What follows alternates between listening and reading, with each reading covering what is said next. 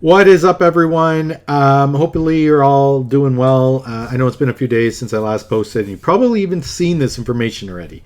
But if you haven't, the one thing I like to preach is we have a lot of content creators that are very end game, and I'm getting there. I wouldn't say I'm end game, but I'm quite close. I'm beginning end game, if you will.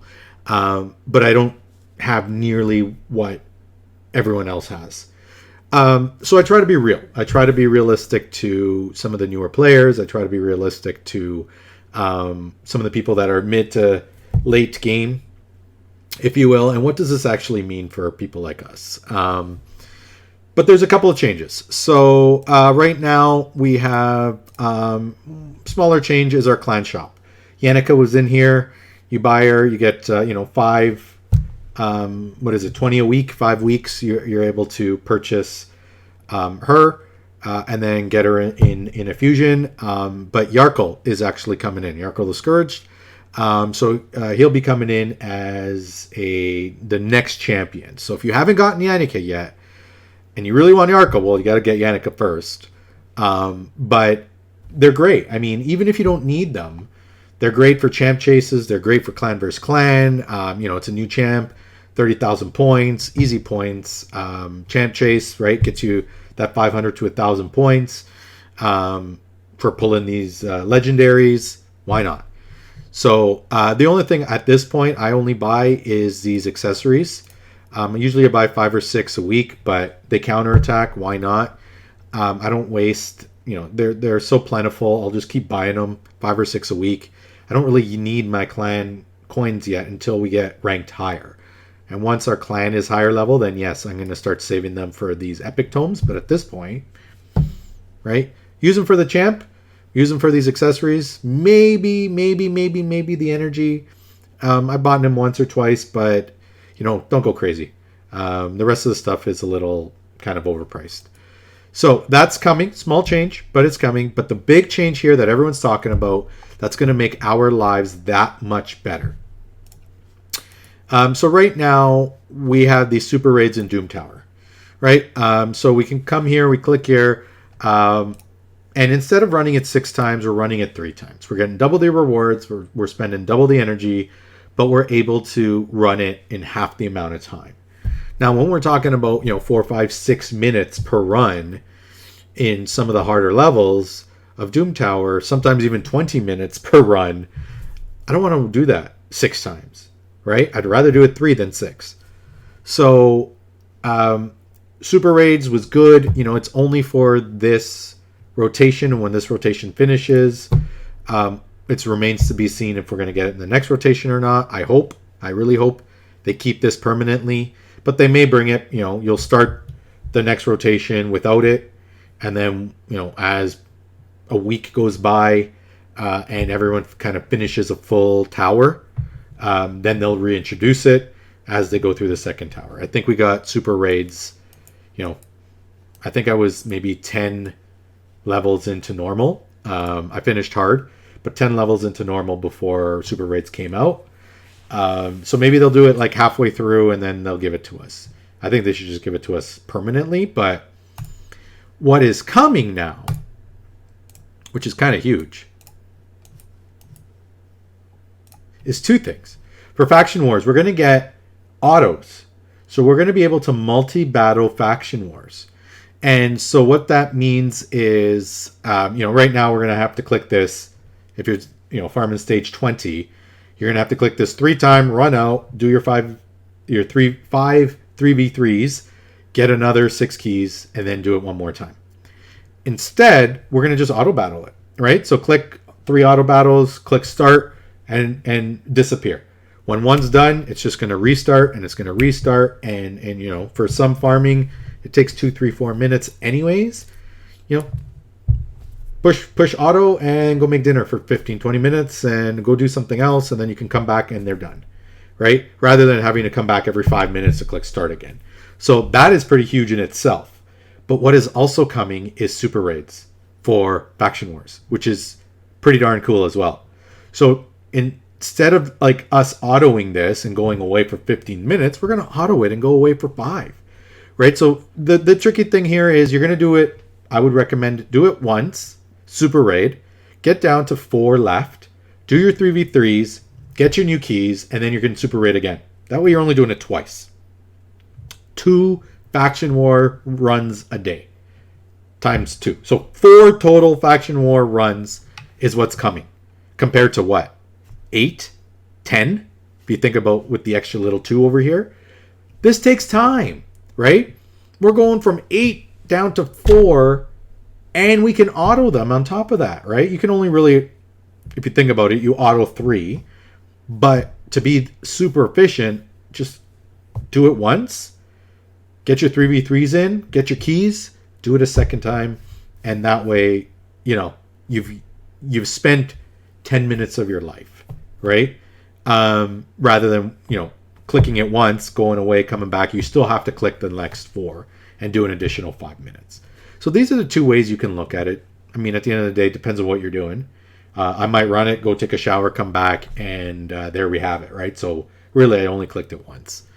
But those 2 things are coming, which is huge in itself. That's great.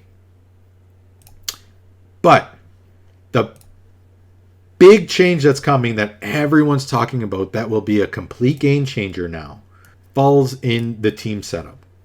So right now, and this is a good example here, what is changing here is you can now preset these AIs per wave instead of per fight overall, which is huge. All right, how many times do we go through a wave? And Allure is a great example. I have her opening with her A2 because it's AoE damage. I just have Hellish Blade off altogether because I don't want her to use it. I want the Fire Knight to A1 all the time, keep the turn meter down. That's all I really use Allure for.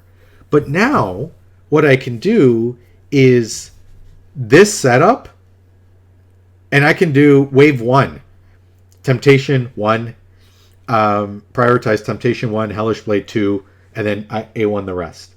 But now I can do wave 2, Temptation 1, Hellish Blade 2, A1 the rest.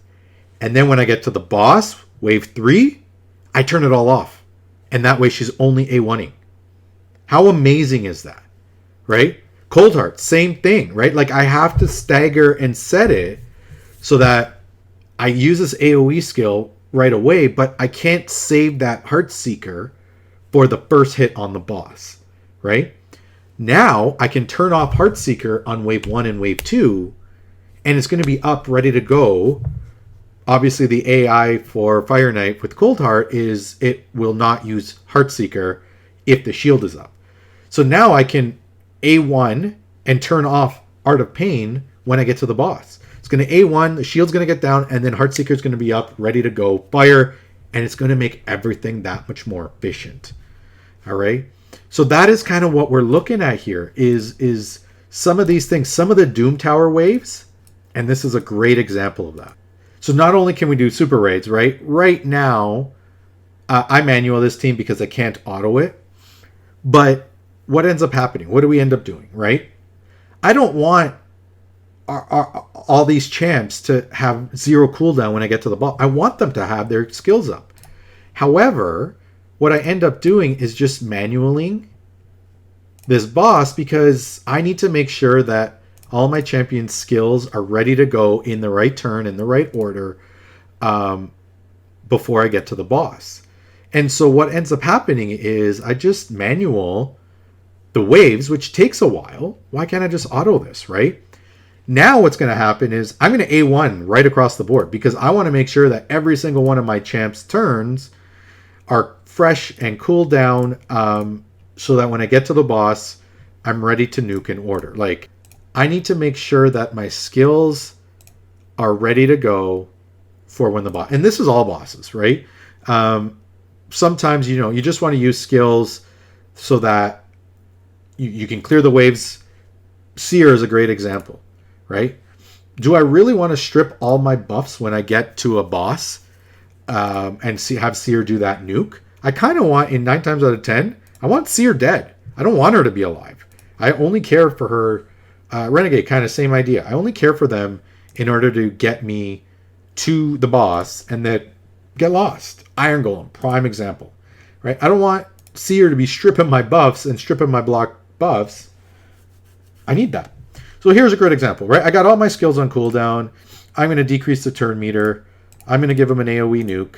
Get some decrease and some sleep up there. I'm going to give him another AoE nuke. And then I'm going to basically finish off all my own champions. And here we are. Right? So I can now make sure wave 1, use skills. Wave 2, A1. Wave 3 now, everything is reset. And now I can prioritize wave 3 to use the skills in the order that I manual. And for the most part at this point, I can full auto. Because I have the skills that are preset, ready to go. As long as the counterattack gets to a lure, this Faye never takes a turn. Didn't happen this round. I take a hit here, and we're right back to where we were. So this alone, AI changes is huge. And for a lot of newer players, like just even some of the late game players, the end game players, there's so many videos out there of how to better auto certain teams, and Dark Fae is one of them. One of the best gear sets you get from the Forge is from Fae, but she is just so hard. And the higher levels, like the highest level, I think took me like 15 minutes of full manual just to try to get in and get everything, but it's worth it. Right now, super raids, now AI tuning, this boss is going to be, the game is going to be that much easier for people that don't have time. This pandemic is ending around the world. People are going back to work now. People aren't going to have as much time to play this game as they used to. Running this game while you're at work is amazing. Pop it on, let it go, and go from there. So for those of you that have heard it already, it is good. Even from the end game players, this change is going to help everybody. For those of you that haven't heard it yet, well, you heard it from me first. It is coming probably sometime next week. Hopefully along with the new Fusion, right? Because they're going to have, the new Fusion is coming, which is apparently starting next week as well. Or the week after. I'm not really too sure. They haven't given an official date yet, but it is coming. A lot of stuff is coming. So there you have it. Look forward to this change. This change is going to make a lot of difference to a lot of people for the better. All right. Take care, everyone. We'll see you all in the next video.